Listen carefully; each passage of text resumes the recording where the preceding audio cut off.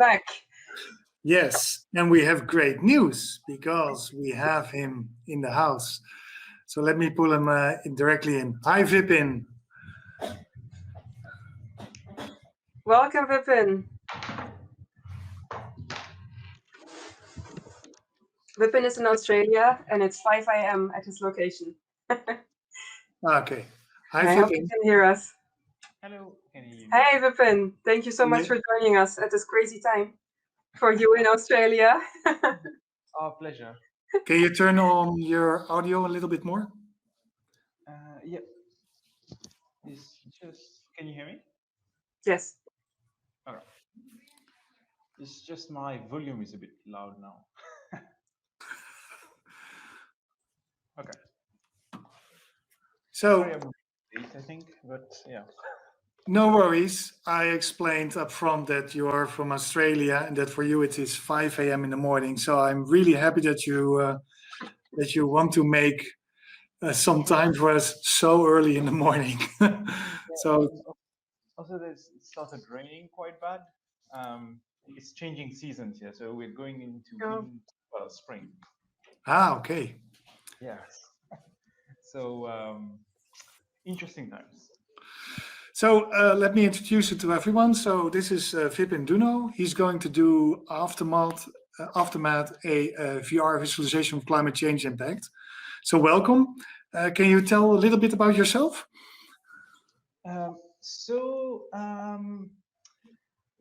I am. Did you want me to put the presentation on, or would that be for later? Sorry. Sorry. Whatever you want, basically. You can do it now. You can. I can. Let me bring that up because I've got a few.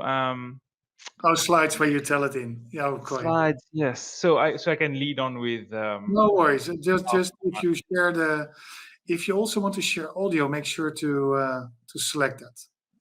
Yep. So. You get a lot of good mornings of people. Hello, everyone. So let me see if I can still work that out. Share screen, and then share application window. I don't know if you still be able to see me, but yes. Yes, perfect. Yeah, so that leads in nicely to an intro about me. My name is Vipin. By trade, I'm an architect, but I've also been doing immersive experiences and games for like 7 years now. And I'm also currently studying a dual master's in sustainable environments and planning and project management at Bond University in Australia. Nice. We will leave the presentation to you now. If you have any questions, just let us know. Sure, thanks. So I initially thought it would be good to show you, a few of the images of the interactions and games I've done. So the first one to the left is a project for a museum that I did, so immersive. And then the natural history is quite something that's dear to me. And the extinct dodos, I thought it would be quite cool project to do with in AR and VR. And also casual games for the Indian Ocean Island Games, which is something similar to the Olympics, but for islands in the Indian Ocean. So all this is available on the website, which I'll show you the link in a bit. But the most pressing issue following my enrollment at Bond was climate change, how I can kind of dedicate my knowledge and my know-how in the different fields I have to climate change. So I started working about a year and a half ago on this project of mine, which showcases kind of what's potentially, what could potentially happen in the future in the island of Mauritius. And this, I came up with these kind of concept images, mostly inspired from the Pacific Islands here, northeast of Australia, where some of the islands, especially Kiribati, which is currently sinking, and they're using the methods they have, which is using seawalls to prevent sea level rise, but also the effect of ocean plastics that gets washed ashore, and the idea of, as you can see at the bottom, of animals also being affected by it. So that's where Aftermath came along, which promises a interactive and an immersive experience. And my website is just down there if you'd like to visit. Do feel free. So as I mentioned, I'm currently studying in Australia, but originally I'm from the island of Mauritius, which is right down here. I'll do it one more time if that was too quick.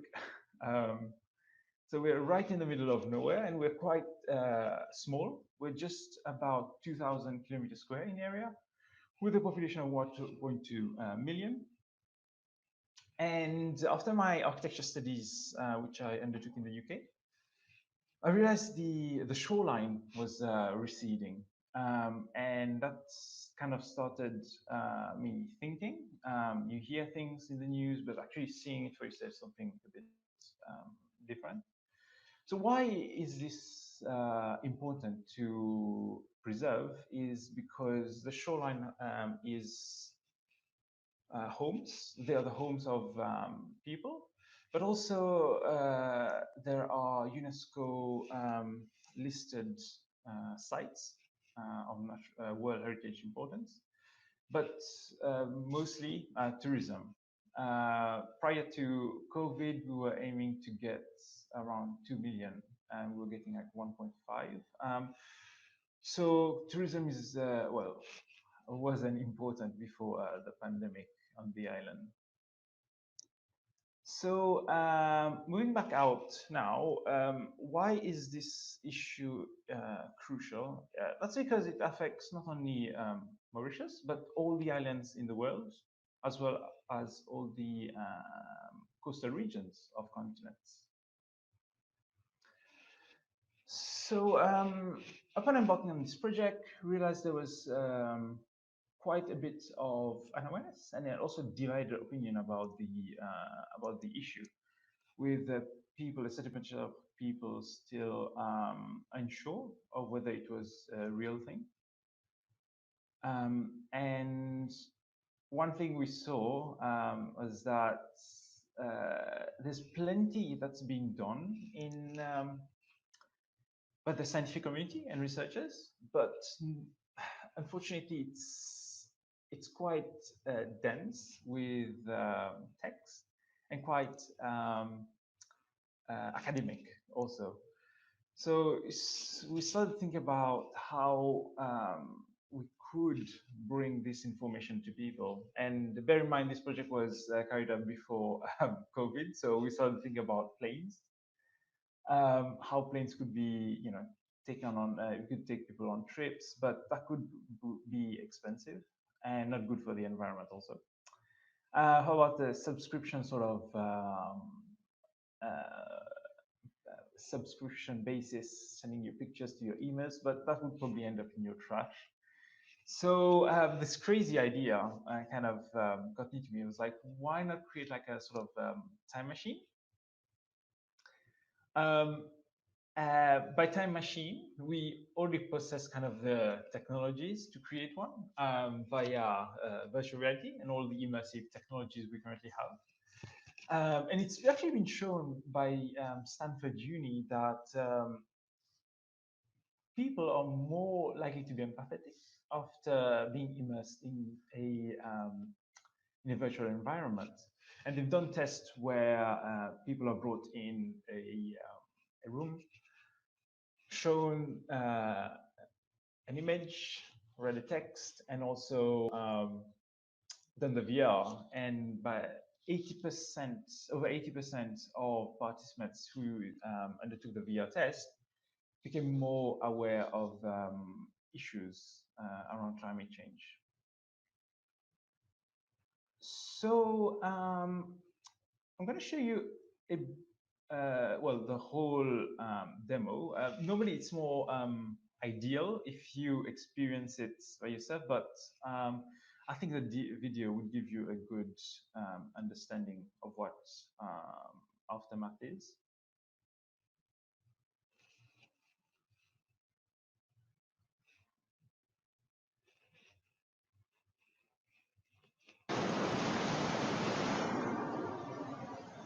So aftermath starts with like a cutscene where people are taken into the actual environment of a location in Mauritius, quite popular, the Red Church, which I'll show you later. And as they kind of enter the church, they sort of black out, not black out, but sort of get transported into a future that has been affected by climate change. To give you the idea of before and after. So we're now in where the effects of climate change, erosion, etc., has taken place. And as you can see, you can actually move around in the space using a locomotion system, which is teleportation or transportation. And you can move around anywhere in the space. And as you see, as I'm moving around, there are settlements, which are very shanty in nature, as well as rubbish all over the place.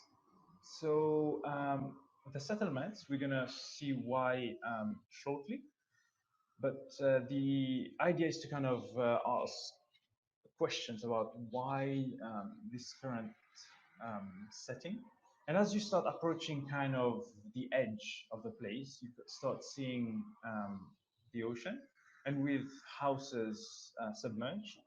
So, and you start understanding that people had to start moving as the houses started getting submerged to the sort of makeshift habitation, but eventually have to move away from the place for safer grounds. The experience is not that long in duration, but the idea is to kind of show the core concept of what can potentially happen. And one cool thing I thought would be quite nice to add is the ability to grab things, like do your kind of bits, picking things up, clearing a path so you could continue your journey. So you can actually pick up things on one hand and then move around with the other.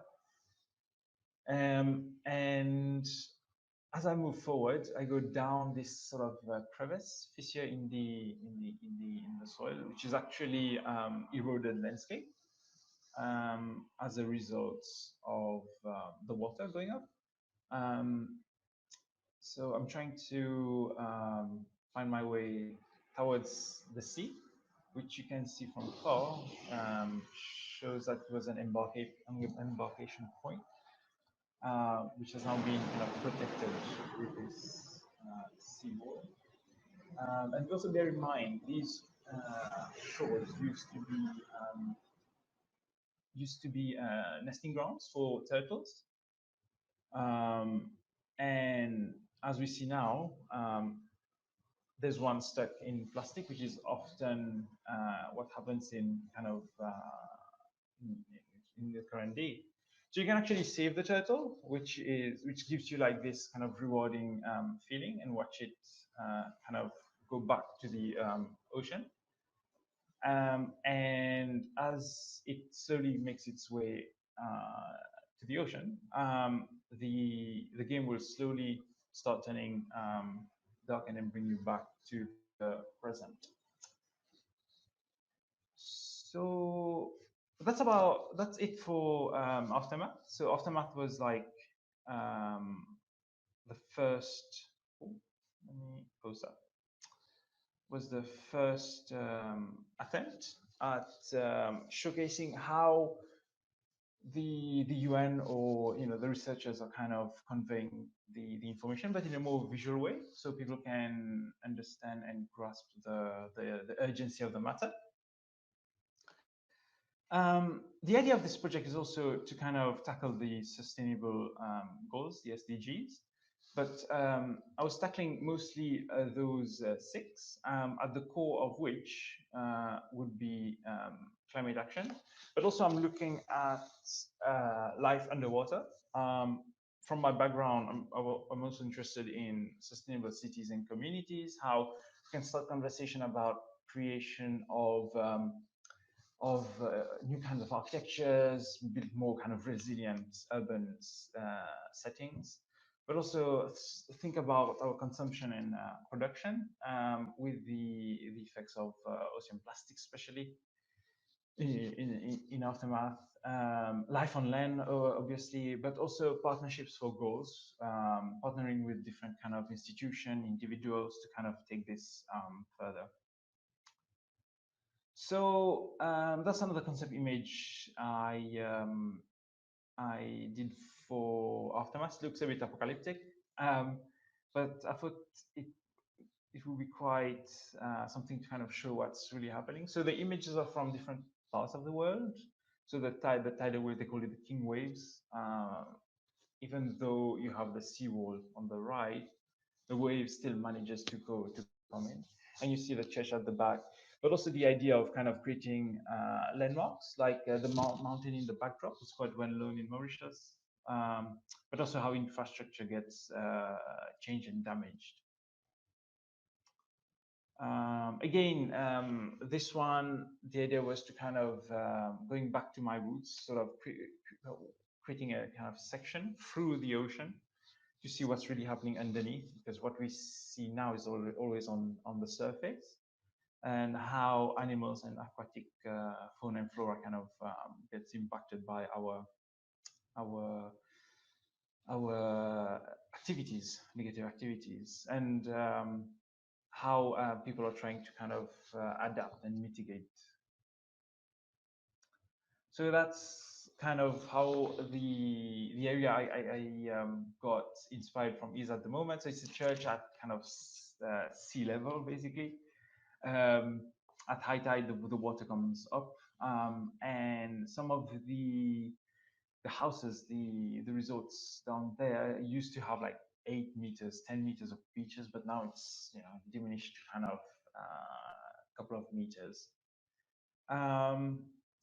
That's it. That's how it's Aftermath is about, looking at the impact of sea level rise and the shorelines. Well, thank you. If you have any questions, do let me know. Hi, Vipin. Hello. Interesting talk. Thank you. Yeah, for me, it's really interesting because, it actually touches what I've done in the past, because I have been a diver in the past. So I've been part of that big tourism to go to places and to see underwater. And what my biggest observation always was that a lot of people do not have respect for how to be underwater. Which what I mean is by damaging underwater plants and animals. And what a lot of people also don't know is that if you have climate change, so what is the effect of climate change in water? It means that the temperature of seawater is rising, and you only need about 2 or 3 degrees to have coral to go dead and to actually break and to disappear. And a lot of people don't know that. I've seen places where that actually happened, and it's like having like a nuclear bomb exploded on the water. So it's one of the things. And I think using VR, I was just curious. I mean, the app shows mainly everything above water. It would be interesting also to show, like, say, underwater, because a lot of people don't know what the actual damage of this climate change actually has. Yep. So that was the second part of it. Actually, this project was part of a pitch, Launchpad and World's Challenge, where I was supposed to represent Bond in Canada, but because of the pandemic, all the plans got got postponed, let's say. And the idea was to create like a second level sort of thing, where you could actually go underwater. So that's still in the works. But I'm also aware, since I'm in Australia, I might as well do something for within the local scene. So I'm currently doing my research on use of immersive technologies like VR to visualize the impact of climate change on cities. So I've taken a coastal city. Where I'm from is where I am currently. Sorry, is a coastal city, and it's quite iconic because you have those kind of skyscrapers by the water, and we also have um, issues with flooding because most of the city has been built on swamplands, which has been dug and kind of yeah, they haven't really tested this because back in the 70s, 60s, they just kind of brought in excavators and started building houses, lifting lands, and yeah. So it's interesting to kind of visualize this and see the impact on the current Yeah, infrastructure. we got a remark of Simon Jackson, which says it would be great to see both environments side by side to compare impacts. I agree with that totally because it definitely shows what the impact is. So you get a feeling of what we are actually causing in this world. Yes. It'd be quite cool also to use augmented reality for this. This might be quite the appropriate technology to create like portals to see what's now and then what's after. Oh, that would be amazing. Yeah, so that was in the kind of sort of pipeline, let's say. Mm. But yeah, it's not the problem, but being at university, and well, fortunately, unfortunately, there is like commitments, so it's just finding time to kind of Yeah. do this. But yeah, these are really kind of really cool ideas, which I'll hopefully will be able to kind of do in the Yeah, future. another question we had was from the Supreme Newbie. I like the name. He likes it a lot. I had a question too. Is this actually available for download to try it out yourself or? Not yet, because even though I'm quite happy to show people, there's still elements in the experience that I'm not totally satisfied. Like normally when I make someone try the headset, I need to direct them by my voice.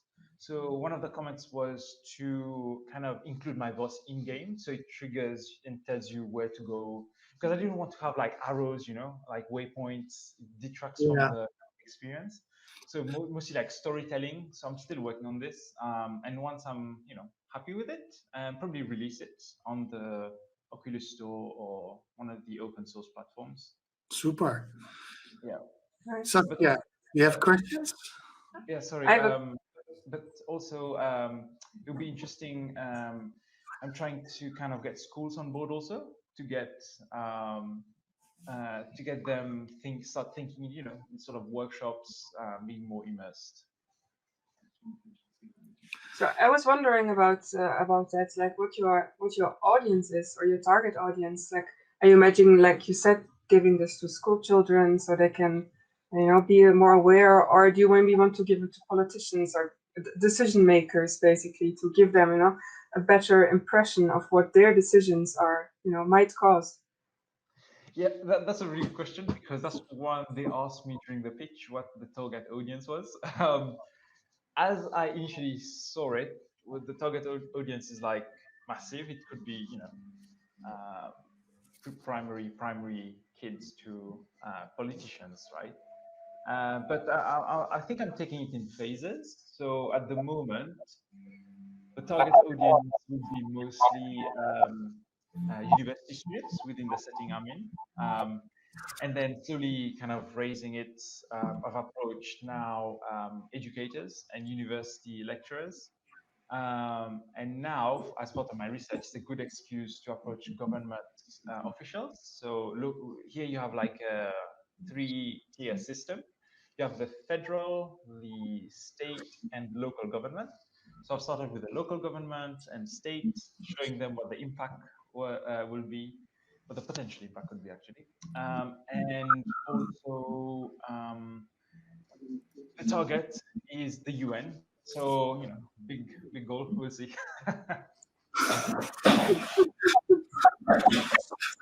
And do you have plans for the software itself? Like, what's the next thing you want to build into it? Like maybe like the user can make decisions and see the impact of those, or what do you imagine? So, whenever I design my experiences or games, I'm fully aware that I'm not a professionally kind of trained developer. So I work around my limitations. So it's a bit of a hacky way of doing things, but as long as it works, I'm happy with it. So at the moment, I'm using Aftermath as a kind of platform to develop one for Australia. So I'm currently doing. It won't be as detailed, but it will be of similar kind of setting, but looking at issues they have here, like potential effects of cyclones or flood levels. Which did reach at some point in time a waist high in the city of Brisbane, which is quite something. And they all have markers everywhere, all around the city, to show where the level was in 1974. So it wasn't that far long ago. Um, and recently, the most recent one was 2011. So it happens, and it's just a matter of kind of bringing that together in a virtual setting. And the future ones, the idea is also to use augmented reality. So I've done a couple of work with AR as well. The idea of portals, and trying to be more ambitious, trying to get possibly like programmers on board who have more experience in you know, C sharp or Unity or even Unreal. Why not? To kind of create a more decision-based also experience, which shows the impact. I tried doing with this one. So the video you saw is like, I think, version 2. The new one, there's a couple of changes where if you kind of clean this all a certain portion of the rubbish starts disappearing. So it's this kind of feedback I wanted to kind of reward the reward system you often find in games. So yeah, so that's some of the kind of the ideas in the pipeline. Just need to put it in practice now. Yeah. We're just getting a new comment Sure. from Simon. It would be interesting to have different versions to also show other climate change effects, increased storms, storm damage, severe snow, and other deep climate differences. Yep. Speaking of Texas. Yeah, that would actually be really cool to do. And one thing I realized, it's only when you're actually experiencing it yourself that you know what damages it's causing to you and your environment. Um, like in Mauritius, people who don't live near the coast, they won't feel the impact of receding shorelines. Um, People who are not in Australia who don't know about the impact of bushfires, the smoke it causes, the damages it does to kangaroos or koalas, or habitation, the smoke the smoke induced health damages. And that's what also my research is looking at, like how personal encounters with climatic change or extreme weather conditions impacts your perception of climate change. So when you are in the US, for instance, you may have hurricanes. I've personally never experienced a hurricane, but I can only imagine. So using VR as a platform, instead of you going to the US to experience a hurricane, you can actually take a headset, a VR headset, and experience it at home safely. So that's kind of the goal with Aftermath. So taking kind of putting you in the position of the person being impacted, so it kind of creates awareness and increases empathy, which I think is important in kind of these experiences. You mentioned that currently, due to university, you have less time. We actually have someone who is interested in working on this. Oh, that'd be quite cool, actually. Oh, no, sorry, that's the other one. Yeah, thanks. It was made for Unity. You can get hold of me. I don't know if you can send my email or. Yeah, if he wants to contact you, he can contact us if required. If he can't find you online, and I can bring him in contact with you. So that's not a problem. So it's made in Unity as the supreme newbie. Just ask.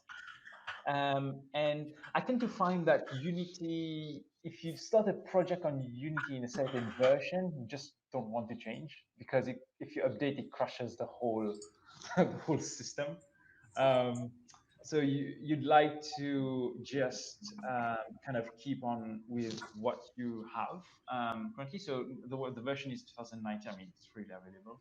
But yeah, definitely up for partnerships, because that's one of the goals also, to kind of find people, like-minded people, also do exhibitions. So if you have institutions or museums would be interested, so I'll be happy to share the file also, if that's something that would be of interest to educators, and get feedback from it as well.